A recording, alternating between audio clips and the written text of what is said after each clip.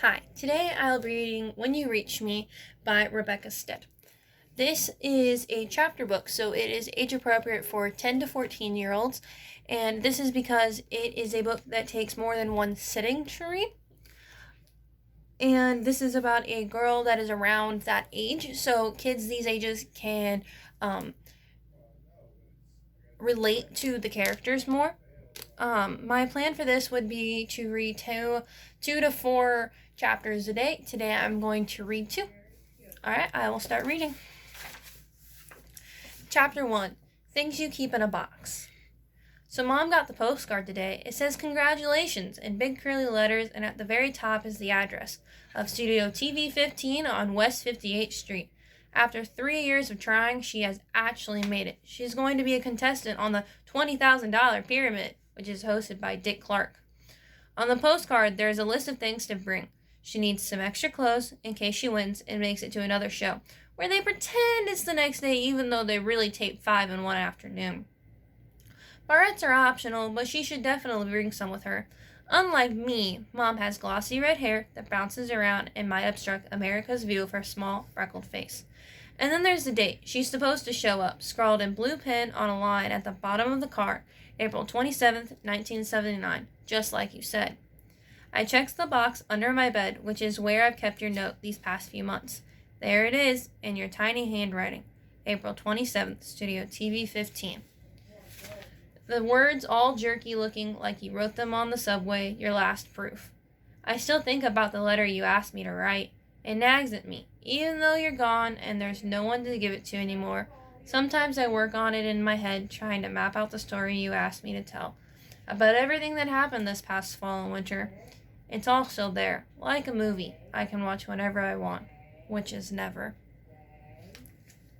Chapter 2, Things That Go Missing. Mom has swiped a big paper calendar from work and scotch taped the month of April to the kitchen wall. She used a flat green marker, also swiped from work, to draw a pyramid on April 27th with dollar signs and exclamation points all around it.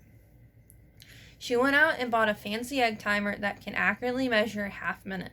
That doesn't have fancy egg timers in supply closets at her office.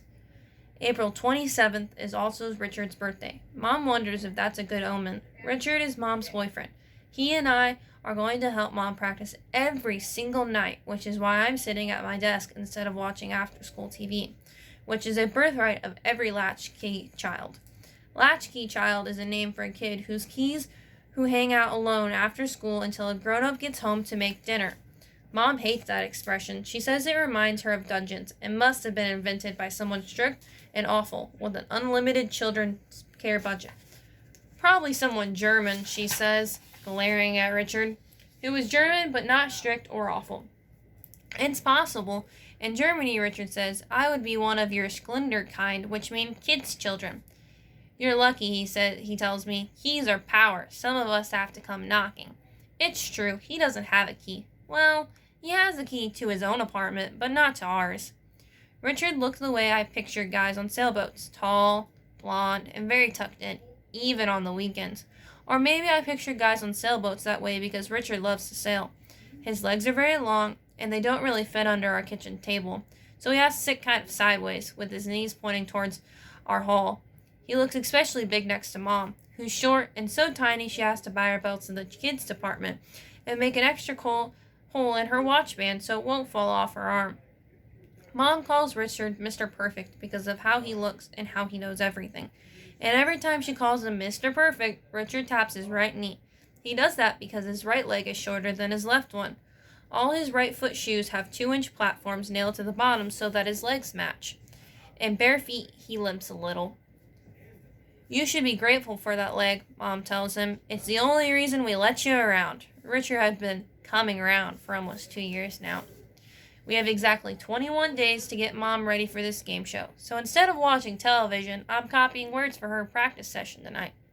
I write each word on one of the white index cards Mom swiped from work. When I have 7 words, I bind the cards together with a rubber band she also swiped from work. I hear Mom's keys in the door and flip over my word pile so she can't peek. Miranda, she calls down the hall. She's on a clog kick lately and sticks her head in my room. Are you starving? I thought we'd hold dinner for Richard. I can wait. The truth is, I've just eaten an entire bag of cheese doodles. After school junk food is another fundamental right of the latchkey child. I'm sure this is true in Germany, too. You're sure you're not hungry? Want me to cut up an apple for you? What kind of German junk food is that? I ask her. Wiener Krispies? She stares at me. I have no idea. Why are you asking? No reason. Do you want the apple or not? No, and get out of here. I'm doing words for later. Great, she smiles and reaches into her coat pocket. Catch. She lobs something towards me, and I grab what turns out to be a bundle of brand new markers in rainbow colors, held together with a fat rubber band. She clomps back towards the kitchen. Richard and I figured out a while ago that the more stuff Mom swipes from the office supply closet, the more she hates work. I look at the markers for a second and then get back to my word pile. Mom has to win this money. Thanks for listening.